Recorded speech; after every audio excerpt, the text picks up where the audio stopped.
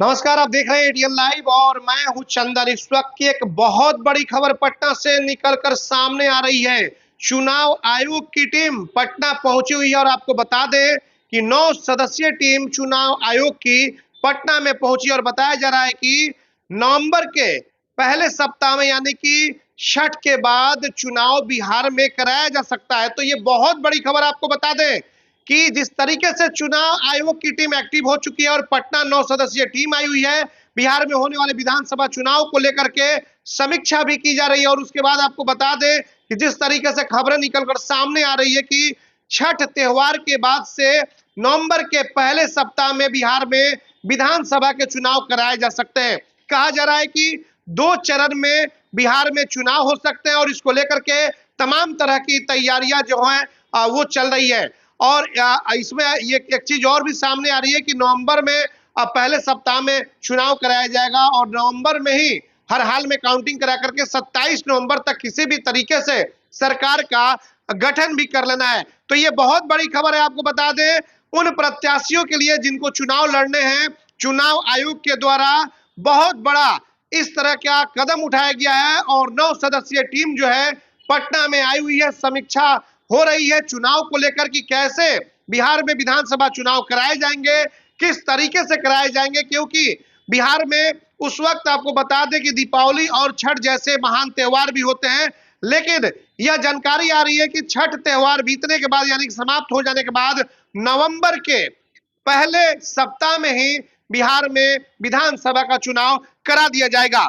दरअसल आपको बता दें कि अभी जो है वोटर लिस्ट का रिवीजन हो रहा है और सितंबर के पहले सप्ताह में चुनाव की घोषणा संभवतः की जा सकती है चुनाव आयोग के द्वारा। विधानसभा चुनाव को लेकर के सरगर्मियां भी काफी ज्यादा बढ़ गई है और एक बार फिर से बता दें कि छठ पूजा समाप्त हो जाएंगे और ठीक उसके बाद नवंबर के पहली जो सप्ताह होगी उसमें चुनाव आयोग बिहार में विधानसभा का चुनाव करा सकती है। फाइनल जो वोटर लिस्ट है 30 सितंबर तक इसको तैयार करने का निर्णय लिया जा रहा है। यानी कि चुनाव आयोग का एक निर्देश आ रहा है कि किसी भी हाल में 30 सितंबर तक जो फाइनल वोटर लिस्ट होगी वो आयोग के द्वारा तैयार कर ली जाएगी और 2 से 3 चरण में चुनाव हो सकते हैं। तो बिहार में विधानसभा का चुनाव 2 से 3 चरण में चुनाव आयोग करा सकती है।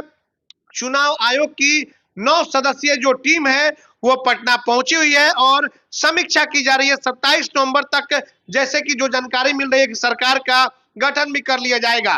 तो आदेश जो है आपको बता दें कि किसी तरीके से सितंबर में पहले सप्ताह में ही जो अधिसूचना है वो जारी हो जाएगी, चुनाव की घोषणा हो जाएगी।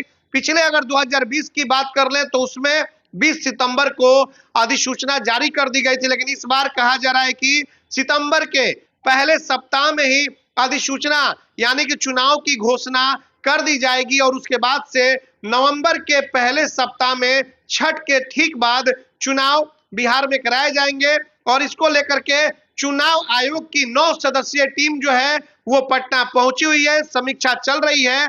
और आपको एक बार फिर से बता दें कि अब जो प्रत्याशी हैं वो बिल्कुल अलर्ट मूड में हो जाए, क्योंकि अब समय आपके पास कम है।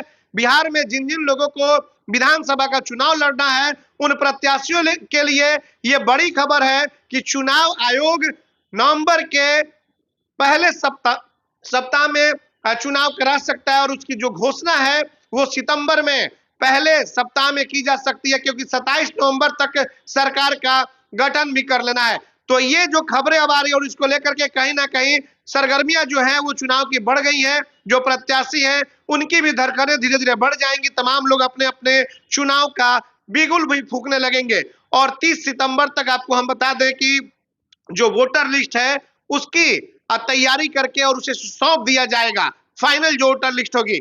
तो इसको लेकर के छठ के बाद चुनाव होगा बिहार में विधानसभा का और तमाम जो प्रत्याशी अब तैयार हो जाएं चुनाव लड़ने के लिए।